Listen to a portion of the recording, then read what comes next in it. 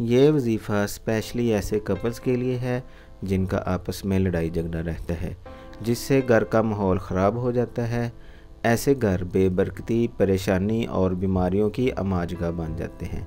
इसके अलावा आपस के लड़ाई झगड़ों की वजह से बच्चों के जहन और तलीम व तरबियत पर बहुत बुरा असर पड़ता है।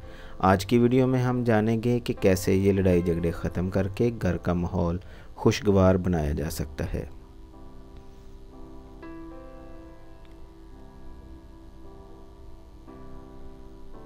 मेरा नाम है हाफिज़ ताज मोहम्मद। रूहानी मुआलज चैनल में खुश आमदीद। बिस्मिल्लाहिर्रहमानिर्रहीम व इन्नहु लिहुब्बिल खैरि लशदीद। ख़वातीन व हज़रात, इसी आयत के मुतल्लक़ मैं पहले भी मोहब्बत का अमल बता चुका हूँ, जिससे बहुत से लोगों का फ़ायदा हुआ। अमल आसान था, लेकिन इसके बावजूद बहुत से लोगों ने फरमाइश की है कि कोई इससे भी आसान सा अमल बताया जाए। तो मियाँ बीवी की मोहब्बत के लिए, आपस की नाइतफाकी दूर करने और घरेलू लड़ाई झगड़ों के ख़ात्मे के लिए बहुत ही आसान अमल है। लेकिन अमल की तफसील बताने से पहले हम अमल में नाकामी के वजूहात जानेंगे, क्योंकि बहुत से लोगों का कहना है कि उनको वज़ाइफ में बहुत ज़्यादा कामयाबी नहीं मिलती। मैं ये बताने की कोशिश करूँगा कि ऐसा क्यों होता है और हमें वज़ाइफ में कैसे कामयाबी मिल सकती है। ख़वातीन व हज़रात, जैसा कि आप सब लोग जानते हैं कि अल्फाज में बहुत ताकत है और हम रोज़मर्रा ज़िंदगी में जो भी अल्फाज अदा करते हैं तो ये अल्फाज भी अपने अंदर ताकत और असर रखते हैं। अगर हमारे आम तौर पर बोले जाने वाले अल्फाज में इतनी ताकत है तो फिर बहसीयत मुसलमान हमारा ईमान होना चाहिए कि कुरान पाक कलाम इलाही है और कुरानी अल्फाज और अस्माउल हुस्ना जैसे अल्फाज अदा करने से जो क़ुव्वत पैदा होती है उसका तो हम अंदाज़ा भी नहीं कर सकते।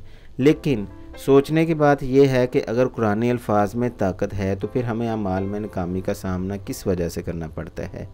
हमें इस बात में कोई शक नहीं कि अल्फाज बहुत ताकत के हामिल होते हैं और फिर वो अल्फाज जो ख़ुद खालिक़े कायनात के हों तो फिर शक की गुंजाइश ही नहीं रह जाती।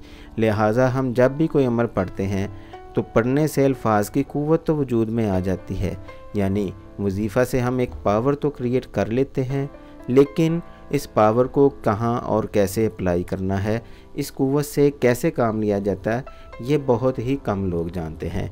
हमें इस पावर को इस्तेमाल में लाने का तरीका भी आना चाहिए। हमें ऐसा करना आ जाएगा तो फिर हमें वज़ाइफ में कभी भी नाकामी का सामना नहीं करना पड़ेगा। इस पावर को कैसे यूज़ किया जाता है ये सब आप सीख सकेंगे मेरे व्हाट्सएप ग्रुप का हिस्सा बनकर या फिर मेरी आने वाली वीडियोस देखकर। इसके अलावा हमें अपने बिहेवियर पर भी तवज्जो देनी चाहिए और अपने रवैये दुरुस्त रखने के साथ साथ नमाज की पाबंदी करनी चाहिए। नमाज के बहुत से जिस्मानी और रूहानी फ़ायदे हासिल होने के अलावा पॉजिटिव किस्म की एनर्जी भी हमारी तरफ अट्रैक्ट होती है, जिससे हर किसी से हमारे रिलेशन बेहतर रहेंगे। दूसरी नाकामी की वजह यह है कि अगर हम आपस के लड़ाई झगड़े ख़त्म करने का वजीफ़ा कर रहे हैं तो सबसे पहले हमें अपनी इस्लाह करनी चाहिए। लेकिन अक्सर देखा गया है कि जिन लोगों की तबीयत में गुस्से की ज़्यादती और झगड़ालूपन और ख़ुद पर कंट्रोल नहीं होता, ऐसे लोगों के रिलेशन ज़्यादातर मुतासर होते हैं और यही लोग अपनी इस्लाह की बजाय अमाल की नाकामी का ज़्यादा गिला करते हैं। इस टाइप के लोगों को अपनी इस्लाह करने के बाद वज़ाइफ करने का सोचना चाहिए। ऐसा तो नहीं हो सकता कि एक बंदा झगड़ा करता रहे और एक्सपेक्ट ये करे कि लोग इससे खुश भी रहें। हमें अपने अमल को भी ठीक करना चाहिए। वो कहते हैं कि जैसा करोगे वैसा भरोगे, लेकिन अब तो साइंटिफिकली भी प्रूव हो चुका है कि हर अमल एक रद्द अमल क्रिएट करता है। मीन के जैसा हमारा अमल होगा तो वैसे ही रद्द अमल का हमें सामना करना पड़ेगा। लेकिन अक्सर औक़ात हम अमल की तरफ तवज्जो नहीं देते बल्कि रद्द अमल पर फोकस कर लेते हैं, और जब रद्द अमल हमारी सोच के मुताबिक नहीं होता तो हम परेशान हो जाते हैं। इसलिए हमें चाहिए कि बेहतर रद्द अमल के लिए हमें बेहतरीन अमल का मुज़ाहरा करना चाहिए। अमल और रद्द अमल भी बहुत अहम फ़न है जो कि सीखा जा सकता है, जिससे आपकी घरेलू ज़िंदगी के साथ साथ आपकी फुल लाइफ सक्सेस और हैप्पी हो जाएगी। अपनी सलाह करने के बाद अब आते हैं वजीफ़े के तरीके की तरफ। तरीका नहायत आसान है। ये वजीफ़ा शोहर अपनी बीवी के लिए और बीवी अपने शोहर के लिए कर सकती है। बहन भाइयों के सलूक के लिए भी ये वजीफ़ा किया जा सकता है। जिसके लिए भी वजीफ़ा करना हो उसके नाम के अदाद वालदा समेत निकाल कर अदाद के मुताबिक दी गई आयत को पढ़कर चीनी या किसी भी मीठी चीज़ पर दम कर लें। ये बात कभी ना भूलें कि किसी भी वजीफ़े की तादाद का वजीफ़ा की कामयाबी में बहुत अहम किरदार होता है।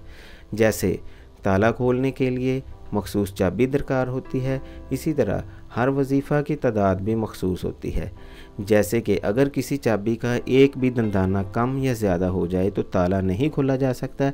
इसी तरह वजीफ़ा की तादाद में कमी बेशी से हमें वजीफ़ा के वो बेनिफिट्स नहीं मिलते जिनकी हमें तवक्को होती है।